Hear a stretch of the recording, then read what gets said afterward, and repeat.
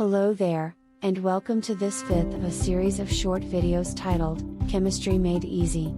As a chemistry student or non-chemist, it's easy to get overwhelmed by all the challenging nomenclature and mechanisms involved in chemistry. Well, I've got good news for you, because all of the videos in this series are designed to help you more easily meet those challenges. So I'm really glad you decided to join me here. Now, if you missed any of the previous 4 videos, I highly encourage you to go back and check out those videos, because in this video, I'll assume that you're familiar with the concepts covered in those videos. Okay, now let's jump right into it.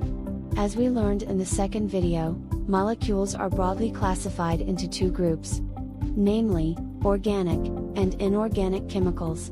Organic molecules or chemicals are derived from living, or formerly living organisms, and they contain carbon. Chemical compounds that fall outside the organic classification are considered inorganic. Inorganic chemicals are typically derived from the most abundant elements in the Earth's crust.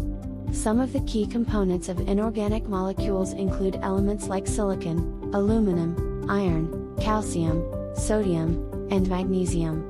All of these elements can react with oxygen to form oxides, so oxygen is another key component of inorganic compounds. In this video, we'll examine a common inorganic household chemical that we're all familiar with. The inorganic compound I'm referring to is sodium chloride, which is ordinary table salt.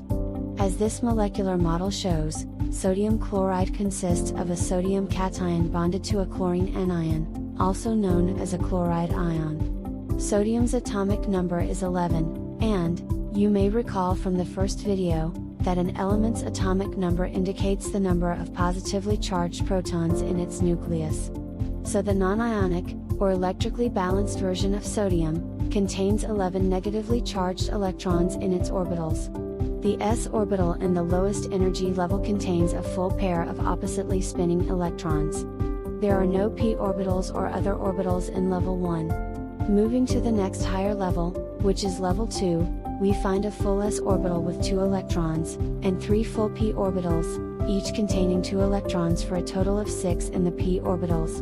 In level 3, the s orbital only needs a single unpaired electron to give a total of 11 electrons, which is exactly what's needed to balance the 11 positively charged protons in the nucleus. So, in the case of chlorine, its atomic number is 17, so the non-ionic version of chlorine contains 17 negatively charged electrons in its orbitals.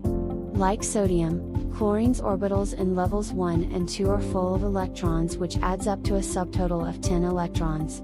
The s orbital in level 3 is full with 2 electrons, which brings the subtotal to 12. So an additional 5 electrons are needed in the p orbitals to balance the 17 positively charged protons. This means that 2 of the 3 p orbitals are full with 2 electrons each, but the third p orbital contains a single unpaired electron. So in order for sodium to bond ionically with chlorine, it contributes 1 electron from its outer shell to chlorine, thereby transforming chlorine into an anion, with its electrons outnumbering its protons by 1. Sodium, on the other hand, now has 1 less electron than protons, so it becomes a positively charged cation.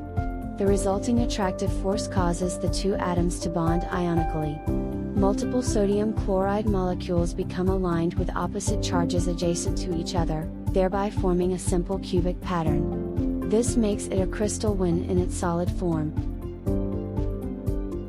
So I hope you found our discussion helpful, and I thank you for your attention. Links to the other videos in this series are provided below in the description. Have a great day, and remember, knowledge is your edge.